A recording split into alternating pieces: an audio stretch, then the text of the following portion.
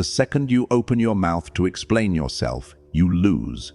Not later, not slowly, immediately. An accusation hits you, a quiet insult at dinner, a doubt about your ability in a meeting.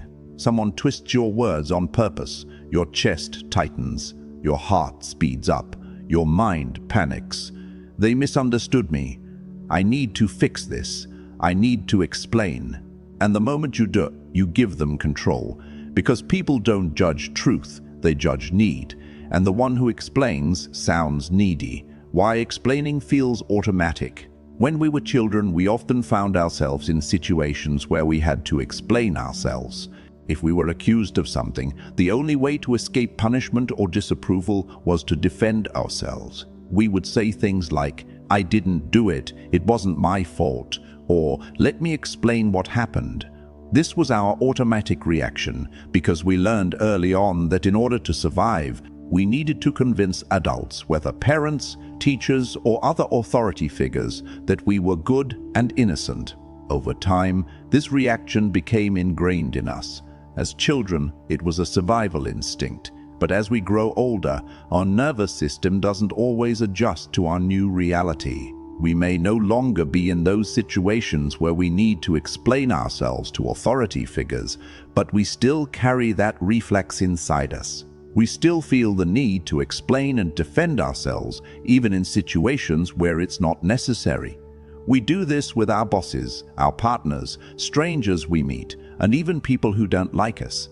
In every conversation or conflict, we feel the urge to explain ourselves in hopes that others will understand us and approve of us. This can be an automatic reaction because, deep down, we still feel the need for approval to feel safe and secure.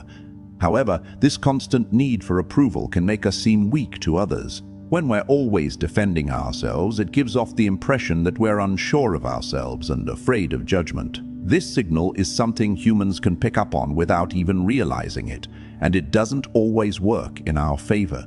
People tend to sense when someone is overly defensive or constantly explaining themselves, and it can affect how they view us. This pattern comes from a place of fear and the desire to be accepted. The issue is that as adults, we don't need to explain ourselves to everyone in the same way we did as children. Understanding this can help us break free from this automatic reaction and allow us to navigate relationships and situations with more confidence, without always feeling the need to prove ourselves. Power is not being right. Machiavelli understood something powerful yet harsh. Power is not about being right, it's about who controls the frame. What does this mean? Simply put, the one who controls the situation or conversation, who sets the rules, holds the power. When you find yourself defending your actions or explaining yourself, you're essentially stepping into someone else's frame of reference. You're no longer in control of the conversation. You shifted into the role of the accused, and they become the authority figure who gets to judge you. Think about it this way. A ruler doesn't waste time explaining why they gave an order. A lion doesn't justify why it hunts. Their actions speak for themselves. They don't need to prove anything to anyone. But when you rush to explain yourself, clarify or prove your point, you're signaling something much deeper. My stability depends on your agreement. You're telling the world that your sense of self and your security rely on how others see you, whether they approve or not. And that's the real mistake. By giving away your power to someone else's judgment, you make your worth dependent on their approval. When you're always explaining yourself, you let them control the narrative. True power comes from being secure in who you are, without needing validation from anyone else. It's about holding your ground, not bending to the will of others. The lie you keep believing. You might think to yourself, if I explain it clearly, they'll understand. But the truth is, they won't. Not because your explanation isn't good, but because most attacks aren't really about the facts at all. They're tests. People poke, prod, and challenge you not to find the truth, but to see how you'll react. They want to know, will you jump? Will you fold? They're testing your control, your calm, your ability to stay centered, and when you rush to explain yourself, to justify or defend your actions, you fail the test. Not because you were wrong or because they didn't understand. You failed because you reacted. You let the situation control you instead of staying above it. By explaining yourself, you've already given them the power to dictate the conversation. And in that moment, you've shown that their judgment matters more than your own stability. You didn't fail because you weren't right, but because you reacted instead of standing firm in your own authority. What happens when you don't defend? Imagine someone says to you, "You're being selfish." The old you would immediately react, saying things like, "No, I'm not. I did this and that," and you would feel the urge to explain, to defend your actions, to convince them you're not what they're accusing you of. But the new you don't say a word. Instead, you hold steady. You maintain eye contact and your face stays neutral. You let the silence linger. 3 seconds, 4, 5, that's silence. It's excruciating. The human brain can't stand unresolved tension, it craves resolution. So the other person, feeling uncomfortable, starts talking. "Well, I mean, not always, I just meant." And now, pay attention to what's happening. They're the ones explaining, not you. You've done nothing but remain calm and silent, and in that space the power has shifted. They've started justifying their words while you've stayed quiet and composed. The more they explain, the more it reveals their vulnerability. They need to defend their position while you stand firm in your silence.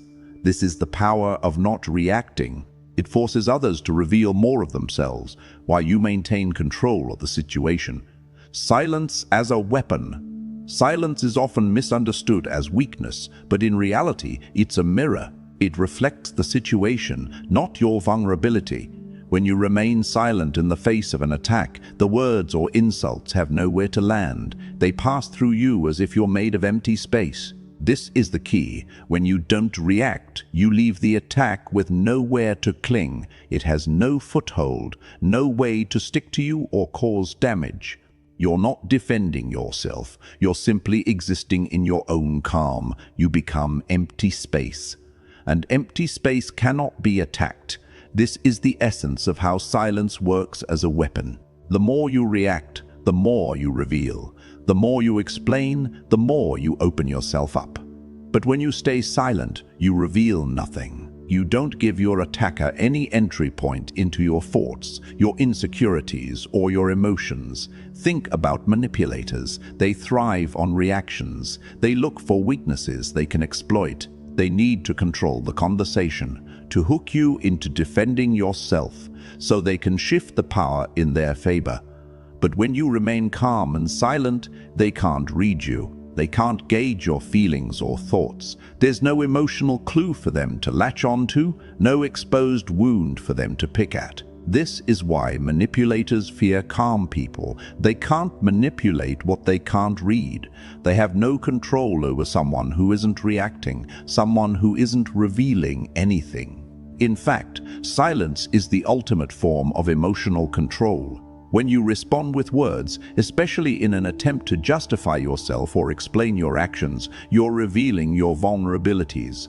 You're essentially giving the attacker a map to your weak points. You're opening the door to criticism because you've handed them the tools they need to attack. But when you stay silent, you hold all your cards. You're not giving anything away. You're holding your ground, not because you're ignoring the situation, but because you understand that your peace is not up for debate. You choose not to engage in their drama. You let their words fall flat because they have no hold on you. You remain unaffected. Your silence speaks volumes about your confidence, your control, and your inner strength. This power of silence isn't just about avoiding conflict. It's about owning your space without needing validation from others. When you are truly solid inside, no one's insults or provocations can shake you. You don't need to explain yourself because you know who you are, and don't require others to understand or approve of you. In silence, you protect your inner peace. You keep your emotions and thoughts contained. You don't allow anyone to poke at your weaknesses. You simply exist in your truth, untouched by external noise. The more you practice this, the more powerful you become. It's not about being passive or weak. It's about choosing not to engage with negativity. Silence becomes your shield, and it's an impenetrable one when you're truly comfortable with yourself. This is why manipulators fear calm people. They can't control them. They can't read them. They can't hook them. And in a world where everyone is scrambling for power and influence, the person who doesn't need to react or justify themselves holds all the real power. When you must speak, there are moments when silence isn't enough. In some situations, staying quiet might give the impression that you're passive or avoiding the issue. But if you must speak, here's the golden rule: never defend, never resist. Instead, bend. This is the art of verbal aikido. Just like aikido, the martial art that involves redirecting the opponent's energy rather than confronting it head-on. Verbal aikido allows you to disarm an attack without getting involved in the fight. You don't meet aggression with aggression. You simply redirect it, making it lose its power. For example, imagine someone says, "You're greedy." A weak response would be, "No, I'm not. I just want security." Here, you're defending yourself and trying to justify your actions. You're resisting their accusation, which puts you in a position of weakness. You're explaining yourself, trying to make them understand your side, but a strong response would be, "Absolutely, I count my money every night for fun." Notice the difference? You're agreeing with them, but you're doing it in a way that completely disarms the situation. You don't argue, you don't deny, you're calm, maybe even amused. By showing that you're not threatened or defensive, you make their accusation lose all its weight. You become the one in control because you've shifted the focus. When you respond with humor or confidence, you show that you don't need their approval and you're not insecure about their judgment. You've removed their power to provoke you by not giving in to the need to explain yourself. This is high status. It's not about being right or proving a point. It's about remaining unshaken, unbothered, and unaffected by the external noise. The more you can stay calm and the more you can bend without breaking, the more powerful you become in every conversation. You don't need to defend yourself. Your confidence does all the talking. Amused mastery. The highest position you can take in any conflict is amusement. Think about a parent watching their child throw a tantrum. The parent doesn't get angry, doesn't explain themselves, doesn't fight the child. They simply observe. The tantrum, as ridiculous as it is, has no power over the parent because the parent knows something the child doesn't. The tantrum isn't worth their emotional investment. In the same way, you can handle insults, accusations, or even conflict with a sense of amusement. The key is not to take things too seriously, especially when they're designed to provoke a reaction. When you mock the insult rather than engage with it, you dissolve its power. You don't fight the insult, you let it fall flat because it no longer has the emotional charge it was meant to provoke. For example, when someone calls you arrogant, a weak response would be to argue, "No, I'm not arrogant." You're defending yourself, which only gives the insult power. Instead, you respond with, "Possibly, it's a work in progress." Or, if someone accuses you of being selfish, instead of getting defensive, you respond, "True. I'll schedule empathy for next year." Both responses are calm, humorous, and completely unbothered. They show that you're not taking the insult personally because you don't need the approval of others. You're confident enough to let the criticism roll off your back. This isn't about anger or frustration. It's about control your ability to remain unaffected, to respond without getting caught up in someone else's emotional chaos. You don't need to explain, justify, or defend yourself. Your response is calm and collected, and it conveys that you are unshaken by their words. By responding with amusement, you create a powerful psychological shift. You become the one in control because you're not emotionally reacting. You're simply observing, detached and unaffected. That is true mastery. Escape the courtroom. Every conflict, whether in conversation or confrontation, follows a basic structure. One person asks the questions and the other answers. The person asking the questions holds the power because they are directing the conversation. The one answering, on the other hand, is in a position of defense, trying to justify themselves or explain away the situation.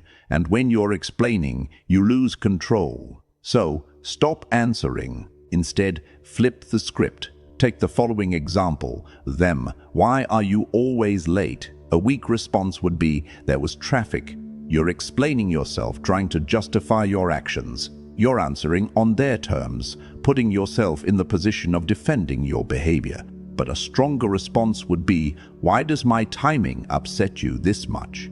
Now, the focus is no longer on your lateness or the traffic. You flip the conversation back to them. You're not defending yourself, you're observing their reaction. You shifted the power dynamic in a subtle yet profound way. Instead of being the one who has to answer, you've made them the one who has to explain themselves. This technique destabilizes manipulators and anyone trying to control the conversation. They no longer have the upper hand because the focus is on them, not you. You've taken the conversation out of the courtroom where you're the defendant and moved it to a neutral space where you can observe and steer the interaction with a simple, powerful question. By not immediately defending or explaining, you keep your power. You don't fall into the trap of justifying yourself. You control the flow of the conversation by shifting attention back onto them where it belongs. That simple move, the refusal to answer, the shift in focus is often all it takes to destabilize manipulators and reclaim your control. Agree without accepting shame. One of the most powerful moves in any conversation is the ability to agree without accepting shame. It's a subtle yet effective way to maintain control while showing maturity and self-assurance. Consider this scenario, them. You messed this up. You're incompetent. A weak response would be, I'm not incompetent. Here, you're immediately defending yourself and fighting the accusation. You're trying to prove your worth by rejecting their judgment. But in doing so, you only validate their power over you by engaging with their insult. A stronger response would be, you're right. The report has errors. I'll fix it. Notice what happened here. You accepted the fact that the report had errors, but you rejected the insult.